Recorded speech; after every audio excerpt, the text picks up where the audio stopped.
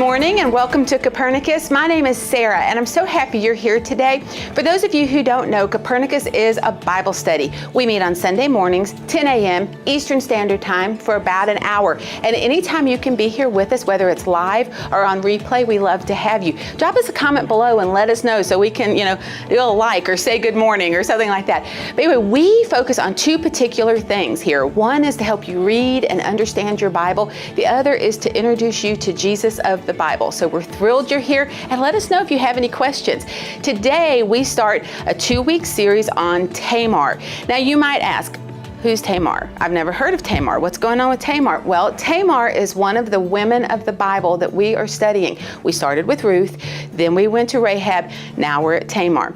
Tamar is a really interesting story, and if you have had a situation, or if you're in a situation in your life where you feel like things are spinning out of control, whether it's choices that you've made or things that are happening that feel like you had nothing to do with, there's a lot to learn from Tamar. So enjoy today. Be sure to check us out tomorrow, and we're thrilled you're here.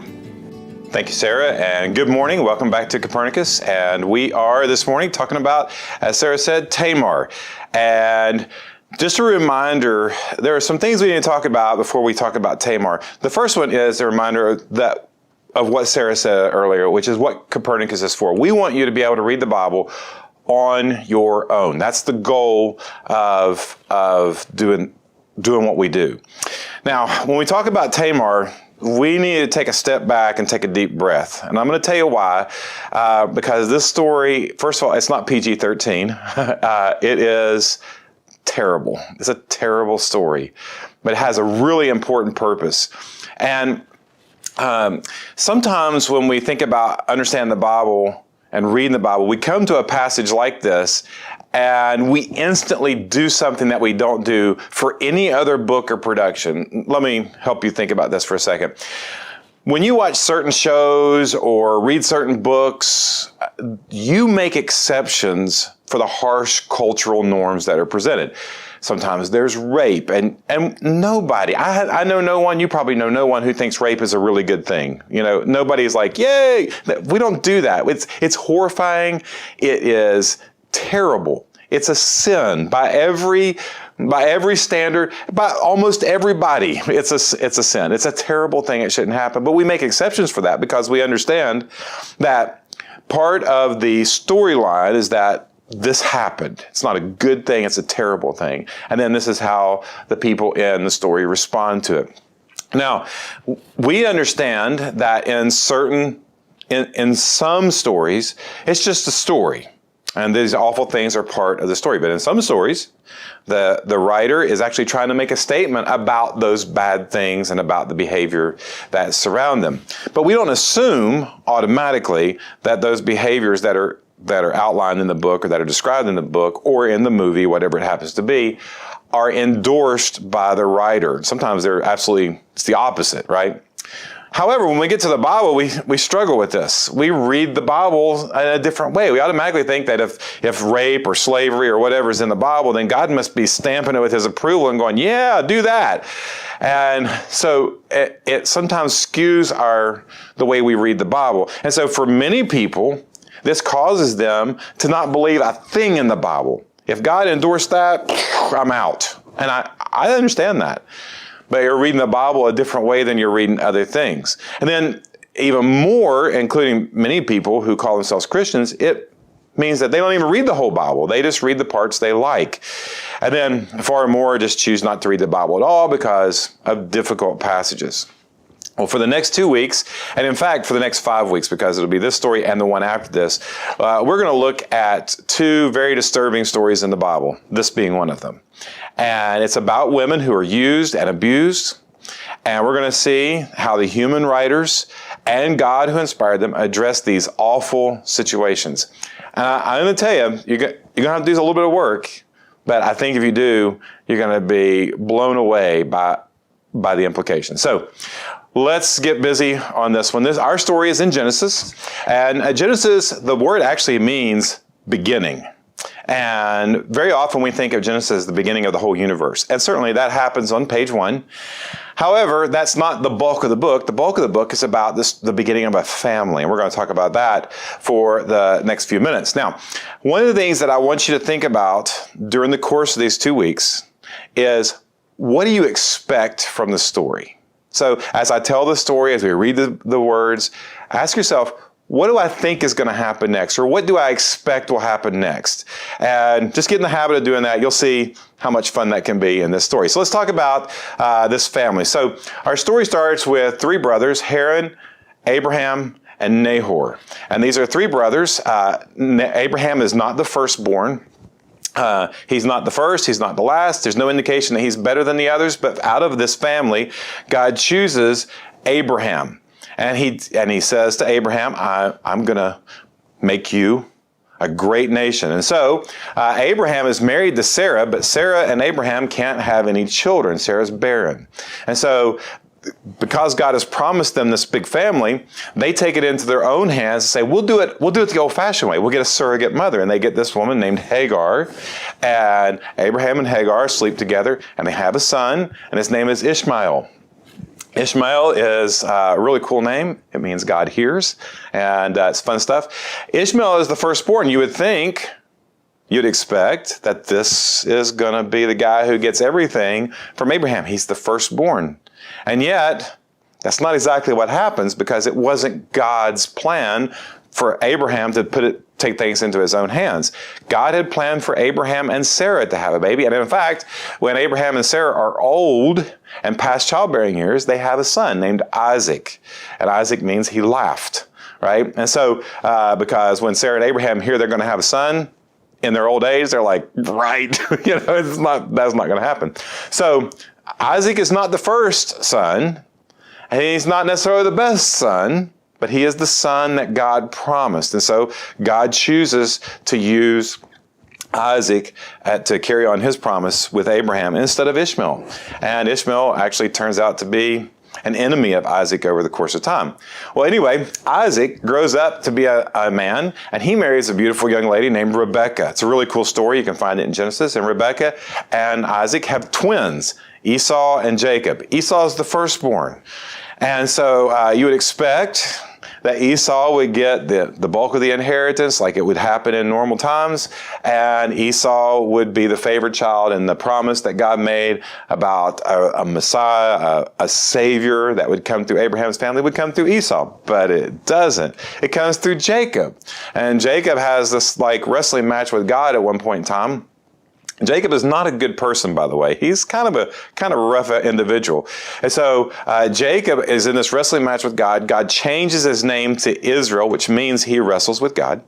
And Jacob has 4 women, 2 wives and 2 concubines, and they have 12 children. So Jacob is kind of the overachiever in his family, right? And so you have Rachel, who Jacob dearly loves. That's the woman he is most in love with. Leah, who is her sister. Jacob got tricked into marrying her first. A really cool story. In the book of Genesis, you need to read this.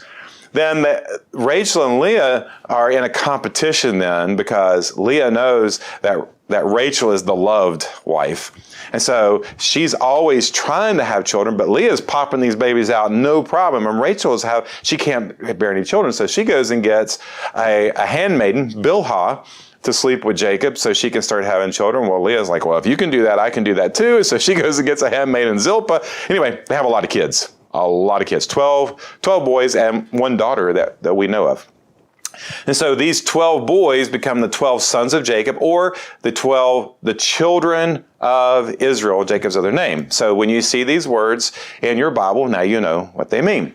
And so these 12 boys, they all have names: Reuben, Simeon, Levi, Judah, Dan, Naphtali, Gad, Asher, Issachar. I used to pronounce that when I was a kid, Issachar. Fun times. Zebulun, Joseph, and Benjamin. Joseph and Benjamin are the only natural-born children of Rachel. Guess who the favorites in this whole family are? Yeah, these last 2. How's that work for your family dynamic? Dysfunctional is the word, right? In fact, Joseph down here is the favored child. And his dad makes him a special jacket, a special coat. He treats him differently. He's clearly, this is before Benjamin was born, clearly the favorite. And Joseph has these dreams. He goes and tells his brothers and his father and mother these dreams that they're all going to bow down to him. And they're like, no, that'll never happen. The boys get really jealous of Joseph. They are not friends with Joseph. And so one day, Joseph is sent out to check on his brothers. And when he goes to check on his brothers, they are like, this is our chance. Nobody's around. And so they snatch him and they take his jacket and they throw him in a cistern. Now, just for the record, a cistern is not the opposite of a brethren, okay? A cistern is a hole that you dig. It's usually dug in a rock and it fills up with water when it rains. And so where there's no well, sometimes you can have some water, some rainwater that collects in this hole in the ground in a stone. It's called a cistern. That's what it is. And so they throw Joseph in a fairly deep cistern and they leave him there. What they plan on doing is killing him. Okay, so you've got 10 brothers that are like, we're going to kill our brother and enough of this foolishness. And one brother says, let's not do that. Let's read this. This is in Genesis 37. I'm just going to read this real quick. It's a really cool story.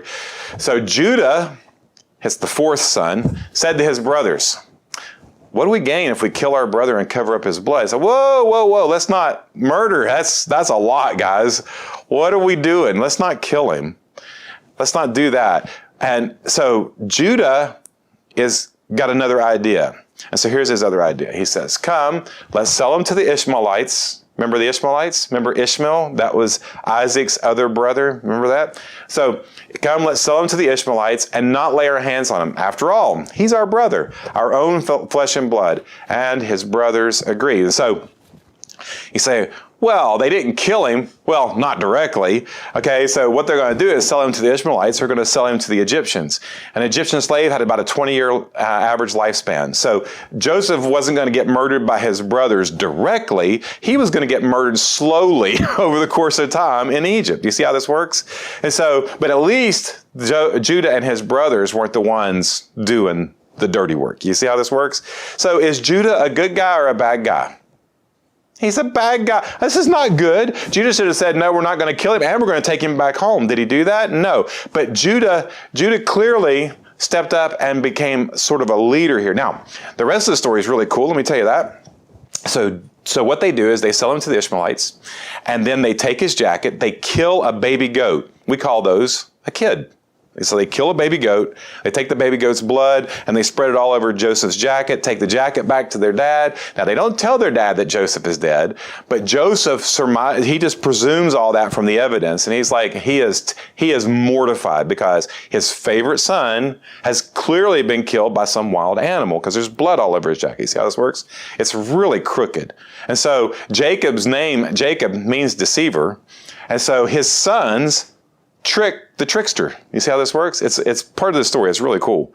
And so Jacob knows nothing about Joseph. He thinks Joseph is dead, and he thinks that for a very, very long time.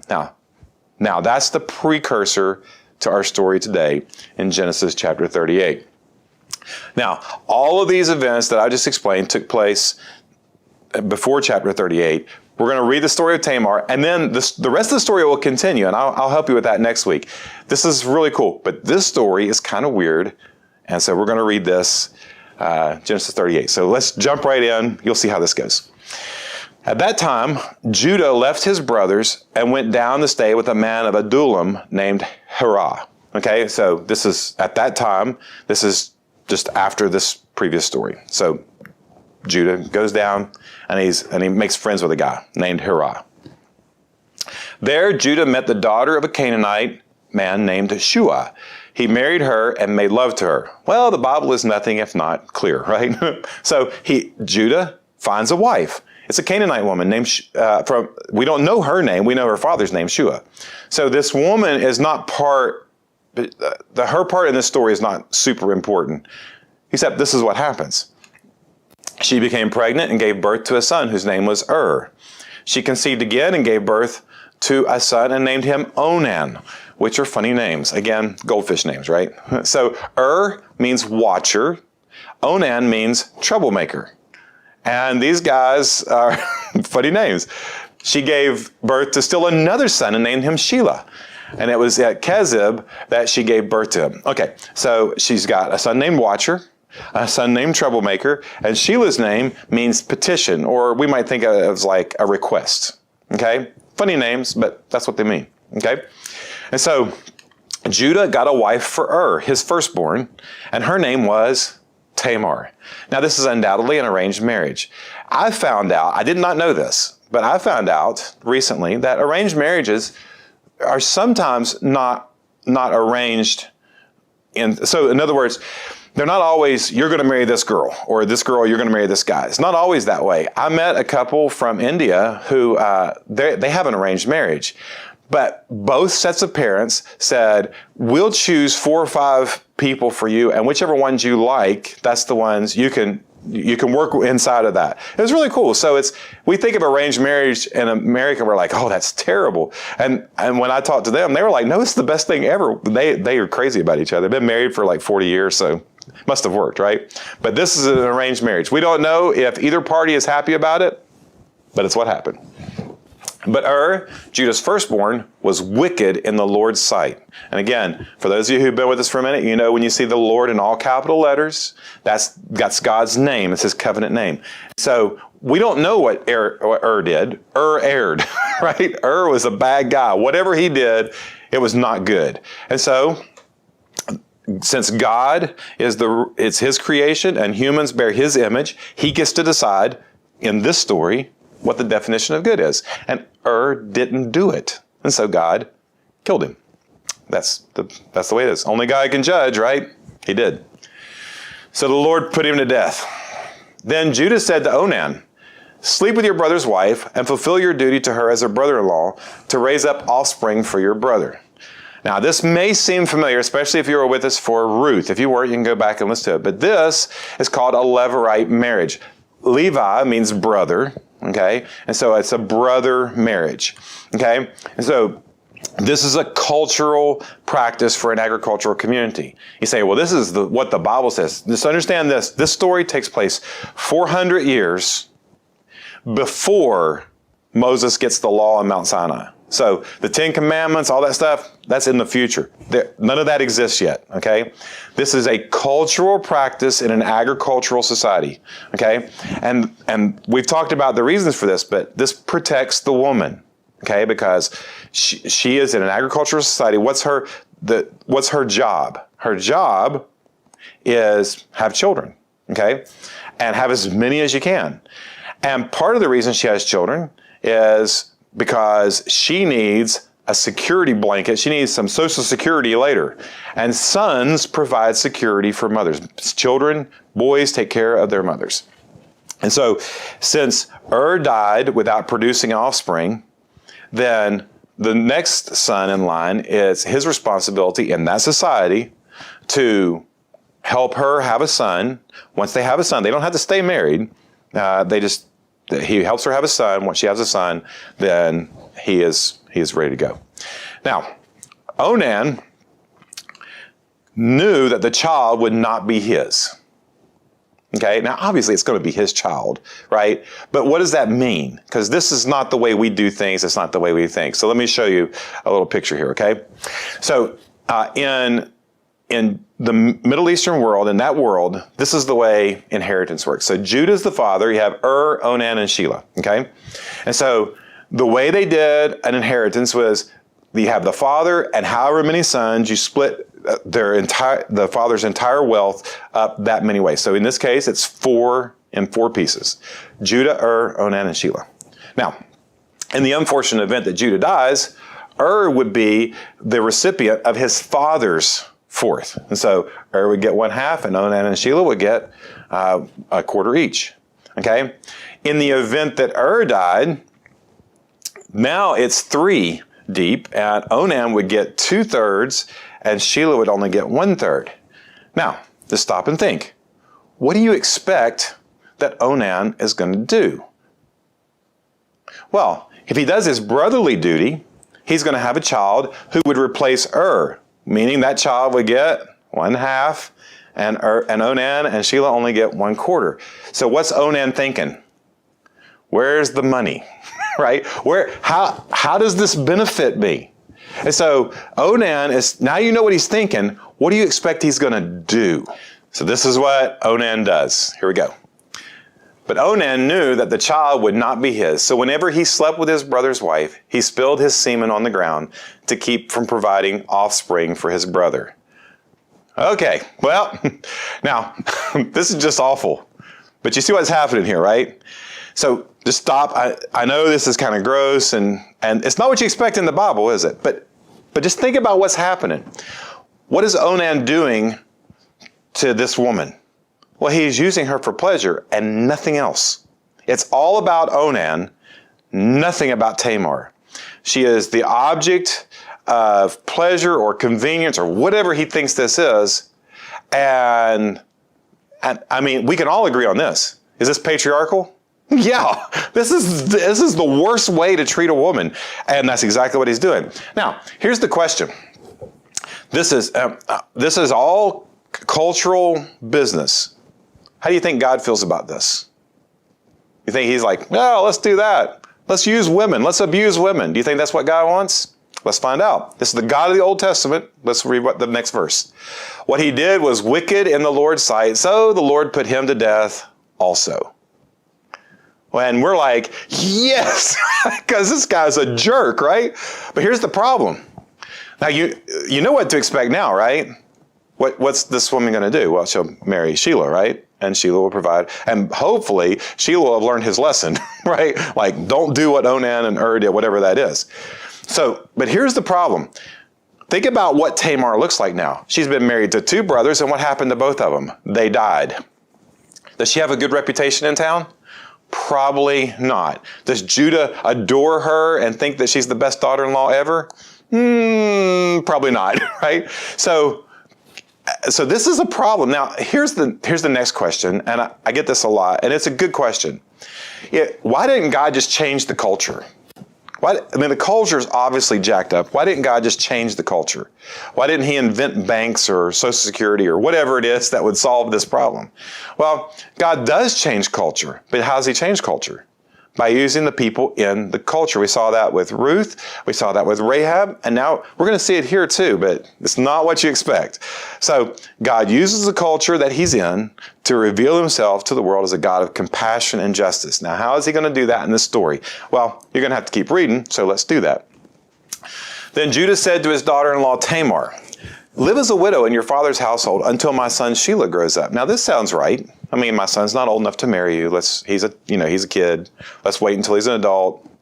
Then when he's an adult, we'll finish this thing off the right way, culturally speaking. But what he has just done is he's put Tamar in a really difficult situation, because Tamar will live as a widow. That's the key words. In her father's household. Living as a widow means she has to dress a certain way so that everybody knows she's a widow. She's not available for marriage, which means she has to remain chaste until Judah decides to give Sheila in marriage. So she can't marry anybody else. So, the biological clock is ticking, right? And she can't do anything about it. Otherwise, she'll have broken the law, and they can kill her for that. And so, let me ask you this. Is Judah doing right by Tamar? Well, he is if he is sincere in this. But let's see what he's thinking. For he thought, he may die too, just like his brothers. So Tamar went to live in her father's household. So, does Judah plan on giving Sheila to Tamar? No. What do you think is going to happen now? I mean, if you didn't know the rest of the story, and maybe you don't, how do you think God is going to respond to this? Come in with fire and brimstone and wipe out Judah and his whole family? Well, that's not what happens. Let's keep reading. After a long time, Judah's wife, the daughter of Shua, died. So Judah is single again. What do you expect he's going to do? Remarry? Maybe. Let's find out. When Judah had recovered from his grief, he went up to Timnah to the men who were shearing his sheep, and his friend Hira the Adulamite went with him. So he contacted his friend, and they go up to shear sheep. Now, here's what you need to know. Shearing sheep was an event. Okay, they didn't just do it when they felt like it. It happens roughly the same time every year, and generally it happened in the same place because you would have all these shearers, people who did this professionally, and you take your sheep to them, get them sheared, and then you take your sheep back home with all the benefits of selling the wool and all that stuff. Now, because there were lots of people in the same place, lots of businessmen in the same place, lots of shepherds in the same place. Because of that, there was usually a lot of feasting, some heavy drinking, settling of old scores. It was a party. It was a big deal. And lots of people there was exchange of money. There was probably some bar fights, along the way. It was a big time. And so Judah catches up with his friend Hira, and he says, hey, let's go do this thing together. And so off they go. Now, you might be interested to know this. I didn't know this until recently, but sheep shearing shows up 4 times in the entire Bible, and 2 times with a woman named Tamar. That's really interesting. Didn't know that, but it's kind of cool. So let's keep reading and see what happens. Oh, well, actually, let me show you this. These are sheep shears from around the time of Judah. Now, and so this is the shears, and this is the box they kept them in. That's pretty cool, right? Let me show you the same kind of tool that's used to shear sheep today. It's on sale at Amazon. Here's a picture right off of Amazon.com. There they are. Look pretty much the same, don't they? Not much different after 3,000 years. Now, let me show you what it looks like when they do it. Whoops, wrong way. Here we go. I can hit the right buttons too. So this isn't a great picture, but this is a guy shearing sheep. Now, here's what you'll know, and he's using the sheep shears. You see how the wool is all in one piece? Very difficult to do. You have to be very, very good at this. But this is how they made their money with sheep, and not just eating them, but selling their wool as well. And there were special places for this, special houses that they went to. And it's really cool. The sheep of the flock aren't branded, they're spotted. In fact, the word shepherd literally means, in Hebrew, sheep spotter. Okay, and so it's kind of cool. Anyway, fun times. Let's get back to our story and find out what happens. When Tamar was told, your father-in-law is on his way to Timnah to shear his sheep, what do you think she's going to do? Confront him, right? Tell him what a jerk he is. She took off her widow's clothes, covered herself with a veil to disguise herself, and then sat down at the entrance to Enam, which is on the road to Timnah. Okay, so I'm not going to show you a map of this because it doesn't really help you understand. Just understand that Judah is going to have to go back and forth across this road to Timnah, and one of the places he's going to pass up is this place called Enam. Enam literally means eye-opener, which is kind of ironic because here's what she did. She took off the clothes that identify her as not available, right? You follow that so far? She puts on a veil so he doesn't see who she is. And she sits down at a place where she knows that he's going to walk by. Now, what does she expect? What do you think is going to happen?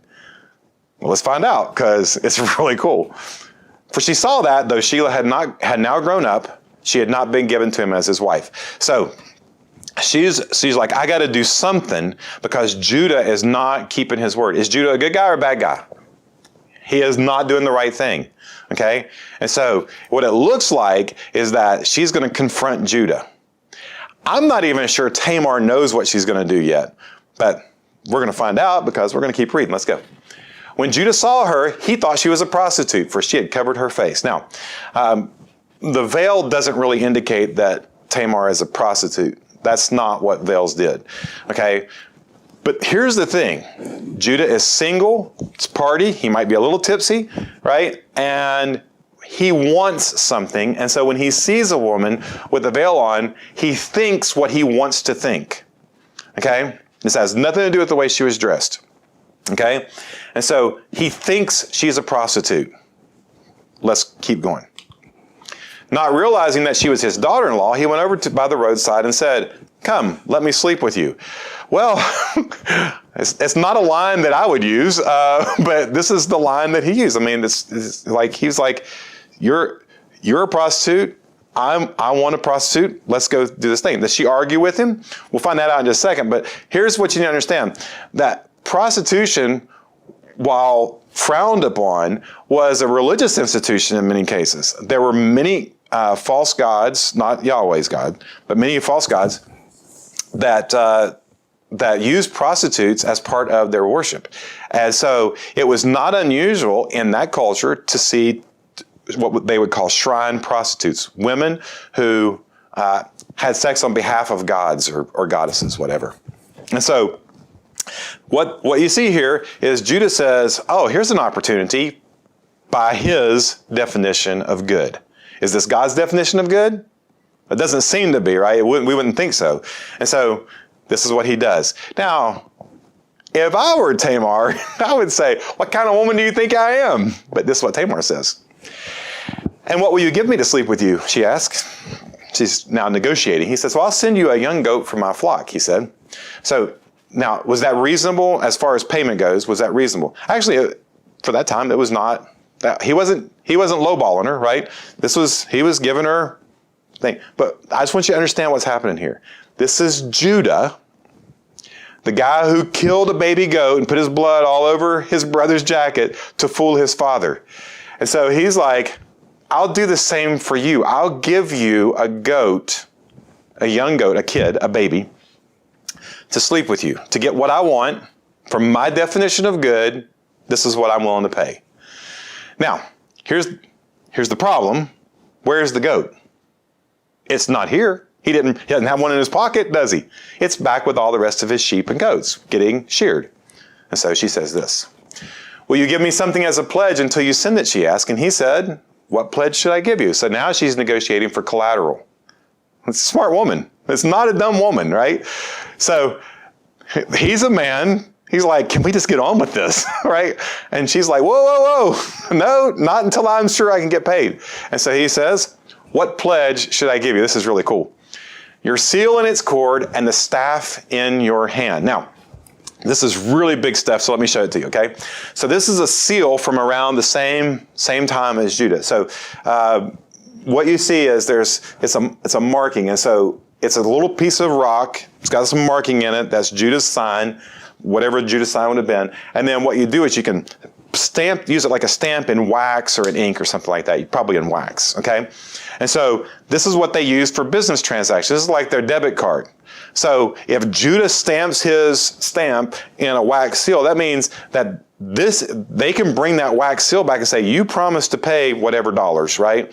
And they'll have to do it. Now, it was affixed to his neck, probably by some kind of cord, a necklace type thing, and he carried it with him close to his chest all the time because it's his personal identification. Now, this is the staff. So we got a couple different ones here. These are really cool. You can see they're really intricately done, very pretty.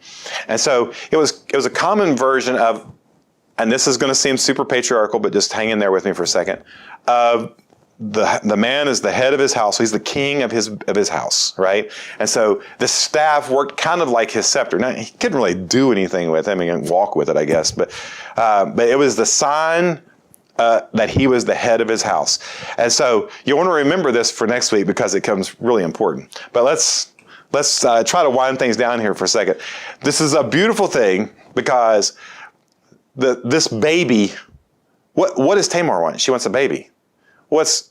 And Judas wants to sleep with her, but what's he willing to give her? A baby goat, right? You see how this works? That she's getting a kid one way or the other, right? You see how it's pretty cool. All right, so let's read on and we'll wrap this up for today. Okay, here we go. Your seal in his cord and the staff in your hand, she answered. And so he gave him to her and slept with her, and she became pregnant. Okay. And so Judah doesn't know that. I mean, thank you, and off he goes, right? So just think about the expectations in all of this. First of all, Tamar expected to have children with That didn't happen. Then she expected to have, and expected to live any way he wanted to, and that didn't happen. Tamar expected then to have a child with Onan. That didn't happen. Onan expected to cheat and still get the full inheritance. That didn't happen. Tamar expected to get a child through Shelah. That didn't happen. Judah expected to get away with not giving a Shelah to Tamar. And so far, that has happened. And then now Judah expects to have a night of sex with no consequences. And that is apparently not going to happen. So basically, no one really got exactly what they expected. What do you expect? So So Tamar has gone to some pretty desperate lengths to get a baby from Judah's family, okay? And she needs a boy, okay? But we don't know what this child in her womb is going to be. What if it's a girl? Then what? Then what happens? And she's supposed to be married to Judah's youngest son, but she's pregnant now by another man, which Judah, arguably, he doesn't know it's his because he doesn't know who he slept with. Now, you may think that's weird, but remember, they didn't have night lights. There was no, we got lights in the studio here. They didn't have all that. We could turn on lights anytime they want to. Once they got in the dark, they were in the dark. So he doesn't know who he slept with. He doesn't know she's pregnant. It's going to be a mess when it all comes to light. And so when the people find out that she's pregnant out of wedlock, what happens to her marriage opportunities? It's like, right? It's a risk. So here's the question. Let me ask you this. Who do you think you're more like, Tamar or Judah? Now, it's a trick question, isn't it? But just think about this. You may find yourself in a set of circumstances that you did not create. They were forced on you. You were the victim of some awful set of circumstances. And I don't know what they are. I couldn't even speak directly to that. But you may find yourself in that. Or you may find yourself as the person who's the victimizer, the person who did the wrong to someone else. You know it. They know it. Maybe nobody else does, but you do. So either way, you wish you could get out of that situation. And maybe you're not seeing a way out. And so sometimes we make one decision and the world caves in on us. Sometimes somebody else makes one decision and their world caves in on us. And so what do you do when your world caves in on you? And that's what we're going to find out next week. Is Tamar good or bad in God's sight? We don't know yet. Will God do something awful to her for sleeping with a man that's not her husband? Well, because he did some bad stuff to her husbands. Or will he do something awful to Judah for being a bad dude who didn't do what he was supposed to do? And then sleeping with a woman that wasn't his wife. We don't know. Whatever you expect, next week we'll find out what happens to Tamar and to Judah. And we'll see how God shoots straight with crooked arrows. It's a crazy story. And we'll see what we do when the world caves in on us. It might not be what you expect. Let me pray with you, okay? Well, Father, we are grateful for your love and for this story, though it's kind of weird so far. But thank you that the people in the Bible are kind of like us. They're messed up. Sometimes because of things they did, sometimes because of things done to them. And thank you that you're the God who can intervene in both situations. And so as we think about that this week and we prepare for next week, help us to be open to what you want to do in us. Help us to learn to respond to you. In Jesus' name.